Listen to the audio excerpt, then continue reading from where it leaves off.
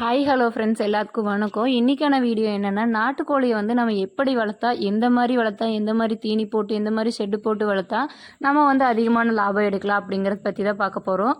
First வந்து பார்த்திங்கன்னா, நம்ம நாட்டுக்கோழி குஞ்சுங்க வாங்கும்போதும் சரி, கோழிங்க வாங்கும்போதும் சரி, அது பியூர் நாட்டுக்கோழியா இல்லை மிக்சடா, அசில் கிராஸா, அசிலான்னு சொல்லிட்டு நம்ம பார்த்து வாங்கணும். ஃபஸ்ட்டு வந்து நம்ம செலெக்ஷன் பண்ணுறதுல வந்து கரெக்டான செலெக்ஷன் பண்ணணும். அதே மாதிரி பார்த்திங்கன்னா, பெருவிடை கோழிகளா, சிறுவிடை கோழிகளான்னு சொல்லிட்டு பார்த்து வாங்கணும்.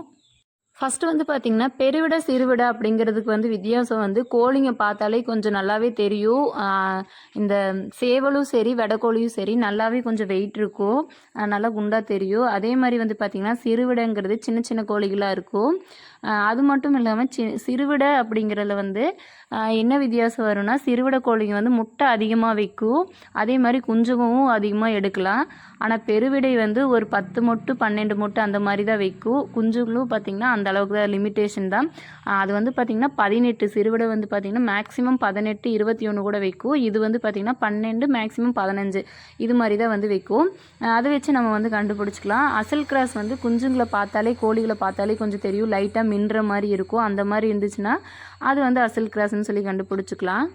இப்போ தான் வந்து ஃபஸ்ட்டு வளர்க்குறோம் அப்படிங்கிறவங்க வந்து ஃபஸ்ட்டு வந்து நீங்கள் செலக்டடாக பண்ணணும். ஒரு 5 நாட்டுக்கோழி வந்து வாங்கிட்டு வந்து அதை நம்மளால் சேல்ஸ் பண்ண முடியுமா, அதை வந்து மெயின்டைன் பண்ண முடியுமா, இல்லை சின்ன குஞ்சுங்களே நம்ம வாங்கி வளர்க்குற மாதிரி ஒரு ஐடியா இருந்தாலும் நான் வந்து எது உங்களுக்கு சஜஷன் பண்ணுவேன்னா, சின்ன குஞ்சுங்க வந்து வாங்கிட்டு வந்து வளர்த்தா அது வந்து பெட்டர்னு சொல்லுவேன். ஏன்னா வந்து நம்ம இன்வெஸ்ட்மெண்ட் வந்து அதுக்கு வந்து கம்மியாக போடுவோம். அதில் வந்து லாபம் வந்து அந்த குஞ்சுங்களை வந்து கரெக்டாக கொண்டு வந்தால் லாபம் வந்து கொஞ்சம் அதிகமாகவே நம்ம வந்து அதில் எடுத்துக்கலாம்.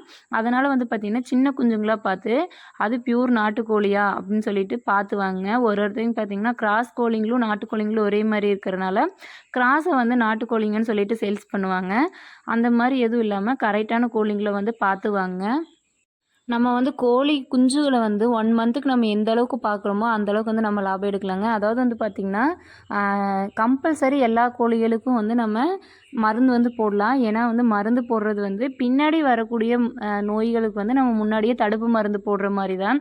நிறைய பேர் வந்து எனக்கு கமெண்ட் பண்ணியிருந்தாங்க, நீங்கள் ஊசி போட்டு தான் கோழிங்க வளர்க்குறீங்களா, அப்படின்னா உங்கள் ஊசியில் தான் கோழி வந்து வெயிட் ஏறுதா அப்படின்ட்டுலாம் சொல்லி கமெண்ட் பண்ணியிருந்தாங்க. அப்படியெல்லாம் இல்லைங்க.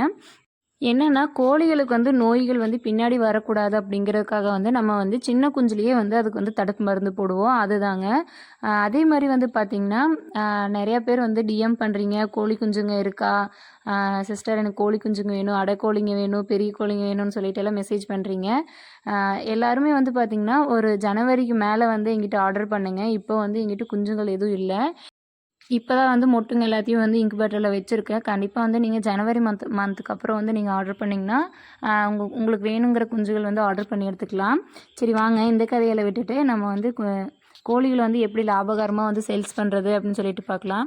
ஃபஸ்ட்டு வந்து பார்த்திங்கன்னா, கோழிகளுக்கு நம்ம எந்த மாதிரி ஃபீடு கொடுக்குறோம் அப்படிங்கிறத வந்து ஃபஸ்ட்டு செலெக்ஷன் பண்ணிக்கணும். அதாவது வந்து பார்த்திங்கன்னா, சின்ன குஞ்சுலேருந்தே நம்ம வந்து இந்த கம்பெனி ஃபீடு கொடுக்கலாம்.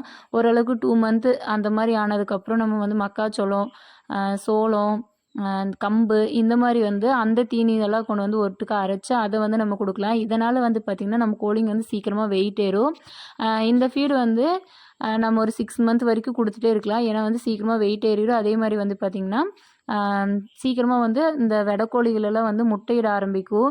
ஏன்னா ஹெல்த்தி ஃபுட் சாப்பிட்றதுனால வந்து வெடைக்கோழிகளை சீக்கிரமாக முட்டையிடும். அதே மாதிரி வந்து பார்த்திங்கன்னா, நேச்சுரல் முறையில், அதாவது இயற்கை முறையில் வந்து நம்ம வளர்க்குறனால வந்து இன்னும் கொஞ்சம் நம்மளுக்கு பெனிஃபிட்டுங்க. நம்ம வந்து பண்ணையில் அடைச்சி வச்சு வளர்க்குறத விட மேய்ச்சல் முறையில் வந்து விட்டு வளர்க்குறனால வந்து அதுக்கு தேவையான நோய் எதிர்ப்பு சக்திக்கு தேவையான இலை எல்லாத்தையும் வந்து அதுவே கொத்தி சாப்பிட்டுக்கும். அதே மாதிரி வந்து பார்த்திங்கன்னா, தண்ணியும் கோழிகளுக்கு நம்ம வைக்கிற தண்ணி வந்து எப்போவுமே க்ளீனாக இருக்கிற மாதிரி வந்து பார்த்துக்கோங்க. என்னென்னா வந்து எச்சம், அதாவது கோழிகளோட எச்சம் இல்லாத தண்ணியாக வந்து நம்ம வந்து கோழிகளுக்கு கொடுக்கணும். அப்போ தான் கோழிகளுக்கு வந்து எந்த ஒரு நோயும் வராது. அதே மாதிரி வந்து பார்த்திங்கன்னா, வெயில் சீசன்லேயும் சரி, மழை சீசன்லேயும் சரி, கோழிகள் வந்து நம்ம கரெக்டாக ப்ராப்பராக வந்து பார்க்கணும். கோழிகள் கொஞ்சம் டல்லாக இருக்குது, இல்லை சோங்கி நிற்குது, தீனி எதுவும் எடுக்கலை, தனியாக நிற்குது எல்லா கோழிகள் இருந்து அப்படின்னு சொல்லிட்டு உங்களுக்கு ஏதோ ஒன்று கோழிகள் டெய்லி நம்ம பார்த்துட்டே இருந்தால் அந்த கோழிகள்லேருந்து நம்மளுக்கு ஏதோ ஒன்று கொஞ்சம் தெரியும். அந்த மாதிரி ஏதோ ஒன்று டிஃப்ரென்ஸ் தெரிஞ்சிச்சுன்னா நீங்கள் அப்போவே வந்து அதை அந்த கோழியை வந்து தனிமைப்படுத்தி அதுக்கான என்ன நோய் வந்திருக்கு அப்படின்னு சொல்லிட்டு நல்லா வாட்ச் பண்ணுங்கள். ஒரு 2 or 3 டேஸ் வந்து தனியாக வச்சு வாட்ச் பண்ணால் தெரியும் என்ன நோய் வந்திருக்குன்னு சொல்லிட்டு நம்ம கண்டுபிடிச்சிடலாம். அதுக்கான மருந்துகள் வந்து நம்ம மெடிக்கலில் வந்து எல்லா வெட்டினரி மெடிக்கல்லையும் வந்து கிடைக்கும்.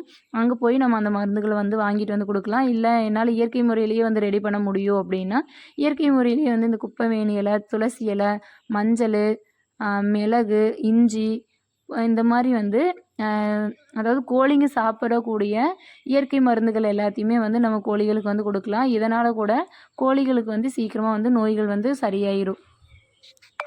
கோழிகள் வந்து எப்போ இருந்து முட்டையிடும் அப்படின்னு சொல்லிட்டு நிறைய பேர் கமெண்ட் பண்ணியிருந்தீங்க. அதாவது வந்து பார்த்திங்கன்னா ஒரு 6 month 8 month கம்ப்ளீட் ஆன கோழிகள் வந்து முட்டையிட ஆரம்பிக்கும். நீங்கள் ப்ராப்பராக நல்லா தீனி போட்டு வளர்த்தா ஒரு 6 monthலேயே கூட முட்டையிடும். இல்லை நான் கொஞ்சம் அரிசி அந்த மாதிரி தான் வந்து போடுறேன் அப்படின்னா அது வந்து 8 monthக்கு மேலே தான் வந்து முட்டையிடும். அதே மாதிரி வந்து பார்த்திங்கன்னா 4 வெடைக்கு ஒரு சேவல் அப்படிங்கிற மாதிரி வந்து நம்ம பிரித்து விட்டுறணும். அப்போ தாங்க வந்து கோழிகளுக்கு வந்து சேவல் வந்து கரெக்டாக இருக்கும். கோழிகளை வந்து நம்ம அடை வைக்கலாமா அப்படின்னு சொல்லிட்டு நிறைய பேர் வந்து கேட்டிருந்தாங்க. கோழிகள் வந்து அடை வைக்கிற முறை அப்படிங்கிறது வந்து கரெக்டு தான். இருந்தாலும் வந்து கோழிகளோடு அடை வச்சா நிறையா வந்து நம்மளுக்கு இழப்பு இருக்குங்க. அதாவது வந்து பார்த்திங்கன்னா ஒரு கோழிக்கு சண்டை போடும்போது முட்டை வந்து கீழே விழுந்துடும். இல்லைன்னா இந்த கோழி அந்த கோழியில் போய் மாறி மாறி அடை விழுந்துடும். இந்த மாதிரி ப்ராப்ளமெல்லாம் நிறையா இருக்குது. அதனால் வந்து பார்த்திங்கன்னா இல்லைன்னா புதுசாக முட்டையிடுற கோழி வந்து அந்த ஆல்ரெடி அடையில் இருக்கிற கோழியில் போய் முட்டையிடும். இந்த மாதிரி நிறையா ப்ராப்ளம் இருக்குது. அதனால் வந்து பார்த்திங்கன்னா எனக்கு வந்து நான் நல்ல சஜஷன்னா என்னன்னு சொல்லுவேன்னா இன்குபேட்டர் வாங்கி வச்சுக்கலாம். ஒரு 10-20 கோழிகளுக்கு மேலே நாங்கள் வளர்த்துட்ருக்கோம், நாங்கள் வச்சுருக்கோம் அப்படின்னா அவங்க வந்து இந்த மாதிரி இன்குபேட்டர் வந்து வாங்கி வச்சுட்டு அதில் வந்து எக் லோட் பண்ணி அதுலேருந்து குஞ்சுகள் எடுத்து குஞ்சுகளை வந்து கோழிகளோடு விடாமல் தனியாக நம்ம பிரித்து லைட் செட்டிங்கில் போட்டு ப்ரூடிங் செட்டப் மூலிமா வளர்க்குறனால வந்து நம்மளுக்கு வந்து ஓரளவுக்கு வந்து லாபம் நிற்கும்.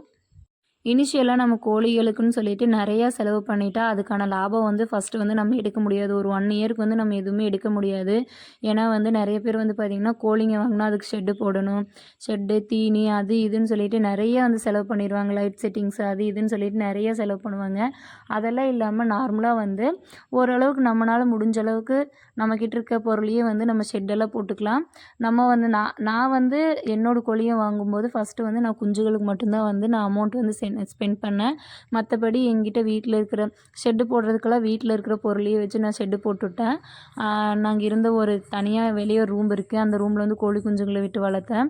அதே மாதிரி வந்து பார்த்திங்கன்னா பெரிய கோழிங்களை வந்து தனியாக ஒரு சாலை இருக்குது, அந்த சாலைக்குள்ளே விட்டுட்டேன்.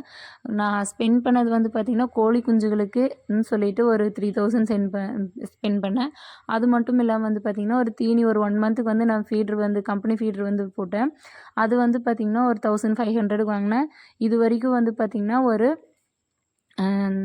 4500 வந்து நான் என்னோடய முதலீடு வந்து போட்டிருக்கேன். மருந்து அது இதுன்னு சொல்லிட்டு ஒரு 500 மொத்தமாக வந்து பார்த்திங்கன்னா ஒரு 5000 தான் நான் வந்து என்னோடய கோழிகளுக்குன்னு சொல்லிட்டு ஸ்பெண்ட் பண்ணியிருக்கேன். இப்போ வந்து பார்த்திங்கன்னா என்னோடய கோழிகள் எல்லாம் வந்து இந்த அளவுக்கு இருக்குது. இப்போ நான் இதை சேல்ஸ் பண்ணாலும் என்கிட்ட ஒரு 15,000க்கு நான் சேல்ஸ் பண்ணுறேன். 15,000 மேலேயே போகும். அந்தளவுக்கு சேல்ஸ் பண்ணுற அளவுக்கு என்கிட்ட வந்து கோழிங்கெல்லாம் வந்து நான் வளர்த்து வச்சுருக்கேன். வீட்டில் இருக்க நிறைய பெண்மணிகளுக்கு வந்து நிறைய ஆசை இருக்கும், நம்ம இந்த மாதிரி வளர்க்கலாம் அப்படின்னு சொல்லிட்டு. கண்டிப்பாக வந்து கோழிகளை வந்து நல்ல லாபம் இருக்கும். ஆனால் கரெக்டாக வந்து நம்ம எந்தளவுக்கு நம்ம பார்க்குறோமோ, எந்தளவுக்கு நம்ம கோழிகளை வந்து கண்காணிக்கிறோமோ அதை பொறுத்து நம்ம வந்து லாபம் எடுத்துக்கலாம்.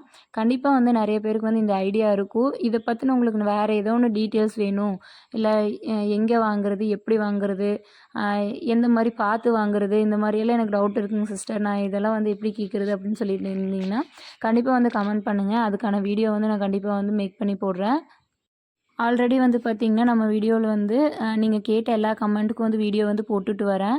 அது மட்டும் இல்லாமல் Day 1 Day 2ன்னு சொல்லிட்டு ஷார்ட்ஸ் வீடியோ வந்து போட்டு வந்தேன். நிறைய பேர் வந்து பார்த்திங்கன்னா ஷார்ட்ஸ் வீடியோவில் வந்து சொல்கிறது எங்களுக்கு புரியல அப்படின்னு சொன்னதுனால எல்லாமே வந்து லாங் வீடியோஸை வந்து போட்டு வரேன். எல்லா லாங் வீடியோஸும் வந்து கண்டிப்பாக பாருங்கள். உங்களுக்கு தேவையான டீட்டெயில்ஸ் எல்லாம் வந்து அதில் இருக்கும். இல்லை சிஸ்டர், நீங்கள் ஷார்ட்ஸ் வீடியோஸும் போடுங்க அப்படின்னு சொன்னிங்கன்னா என்னோடய டெய்லி டேஸ் மினி விலாக்ஸ் எல்லாத்தையும் வந்து நான் வந்து இனிமேல் வந்து ஷார்ட் வீடியோஸை வந்து போடுறேன். உங்களோட விஷ் என்னமோ அதை வந்து கமெண்ட் பண்ணுங்கள். ஷார்ட் வீடியோஸ் லாங் வீடியோஸ் இந்த 2ல் வந்து எது உங்களுக்கு போட்டால் நல்லா இருக்குன்னு சொல்லிட்டு ஒரு கமெண்ட் பண்ணுங்கள். என்னோடய சப்ஸ்கிரைபர் வந்து நீங்கள் எனக்கு சப்போர்ட் பண்ணுவீங்கன்னு நினைக்கிறேன். கண்டிப்பாக நீங்கள் சொல்கிற வீடியோஸ் வந்து என்னோடய சேனலில் வந்து வரும். மினி விலாக்ஸ் போட சொன்னிங்கனாலும் டெய்லி மினி விலாக்ஸ் வந்து போடுவோம். நான் சேனல் ஓப்பன் பண்ணி ஒரு 1 மந்த்லேயே 1000 சப்ஸ்கிரைபர் 2000 வாட்ச் ஹவர் வந்தது எனக்கு வந்து ரொம்ப பெரிய விஷயங்க. கரெக்டாக வந்து இன்னையோட 1 மந்த் ஆக போகுது. நீங்கள் வந்து நிறைய பேர் வந்து எனக்கு சப்போர்ட் கொடுத்துட்டே இருக்கீங்க. இனிமேலும் வந்து எனக்கு சப்போர்ட் கொடுப்பீங்கன்னு சொல்லிட்டு நினைக்கிறேன். நெக்ஸ்ட் என்ன வீடியோன்னு சொல்லிட்டு கமெண்ட் பாக்ஸில் வந்து கமெண்ட் பண்ணுங்கள். நாளைக்கு ஒரு நல்ல வீடியோவில் வந்து பார்க்கலாங்க. ஓகேங்க, பாய்ங்க.